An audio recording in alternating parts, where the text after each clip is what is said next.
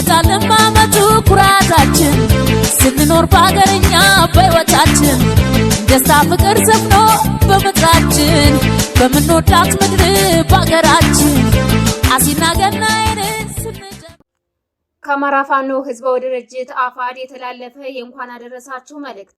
ምንም እንኳን የአማራ ህዝብ ህልውናው አደጋ ውስጥ ገብቶ ከፋሽስታዊ አገዛዝ በምድርና በሰማይ በሚወርድበት እሳት እየተፈተነ ቢሆንም በዚህ እጅግ አስቸጋሪ በሆነ በሞትና በህይወት መካከል ውስጥ ለሆነው ህዝባችንና ሰራዊታችን እንዲሁም ለመላው የክርስትና ሃይማኖት ተከታዮች እንኳን ለብርሃነ ትንሣኤው በዓል በጽናት አደረሳችሁ። የአማራ ፋኖ ይፋዊ የትጥቅ ትግል የጀመረው አሁን ላለበት የህልውና ትግል አንደኛውና ዋነኛው ገፊ ምክንያት ብአዴንና ርዝራዦቹ የዘመናችን አስቆረቱ ይሁዳ ሆነው በህዝባችን ላይ በሚፈጽሙት ክደት ህዝባችንንም አሳልፈው እየሰጡ በመሆኑ ነው። የመሳወት በግ ሆኖ የቀረበውን የአማራ ህዝብ ከታወጀበት የዘር ማጥፋት ዓላማ ያለው ጦርነት በክንዳችን ለመታደግ ዛሬም በትግል ሜዳ ጸንተን ድርጅታዊ ትግል በማድረግ ላይ እንገኛለን። እርግጥ ነው ከነገው ትንሣኤ በር ለመድረስ ሰሞነ ህመማን ማለፍ ግድ እንደሆነ ሁሉ አማራ ወደ ማይቀረው ድል ከመድረሱ በፊት የመከራ ዘመን እያሳለፈ ይገኛል። ነገር ግን አንድ እውነት አለ።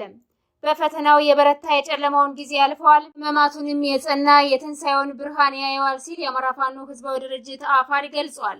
ትግላችን የቱንም ያክል ፈታኝና መራር ቢሆንም የማይተካ የህይወታችንን ዋጋ እየከፈልን የአማራን ህዝብ ትንሣኤ በመሳወትነታችን እናረጋግጣለንም ብሏል። ይህን የትግል ቃል ኪዳናችንን እያስታወስን የትንሣኤ በዓል በአብሮነት የሚከበር በዓል በመሆኑ ካለንበት ወቅታዊ የትግል ሁኔታ አኳያ በዓሉን ስናከብር በከፍተኛ ጥንቃቄ ሊሆን ይገባል።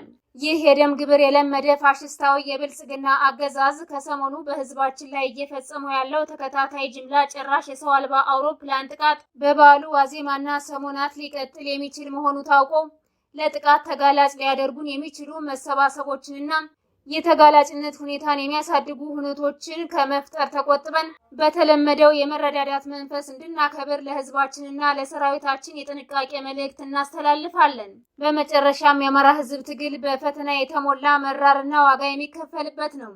ነገር ግን ዋጋ የምንከፍለው ለአማራ ነጻነት፣ ለኢትዮጵያ ሀገረ መንግስት መጽናት ነው። ፈተናና መከራው የቱንም ያክል ቢበረታም የአማራ ድል የኢትዮጵያ አሸናፊነት አይቀሬ ነው። ትንሣኤ ጨለማን የመርታት የብርሃን መንገድ ነው። ትንሣኤ ከባርነት የመውጣት ነጻነት ነው። ትንሣኤ በእውነት መስመር የሚገለጥ አሸናፊነት ነው። ድል ለአማራ ፋኖ ህዝባዊ ድርጅት፣ ድል ለአማራ ህዝብ፣ ድል ለኢትዮጵያ ህዝብ። ሚያዝያ 11 2017 ዓ.ም የአማራ ፋኖ ህዝባዊ ድርጅት አፋድ። አውደ ዓመቱ ሲመጣልን ማመቱ ኩራታችን ስንኖር በአገርኛ በሕይወታችን ደስታ ፍቅር ሰፍኖ በምድራችን በምንወዳት ምድር በአገራችን አሲና ገናዬን ስንጨፍር ጥምቀት ፋሲካውን ስናከብር ምንኛ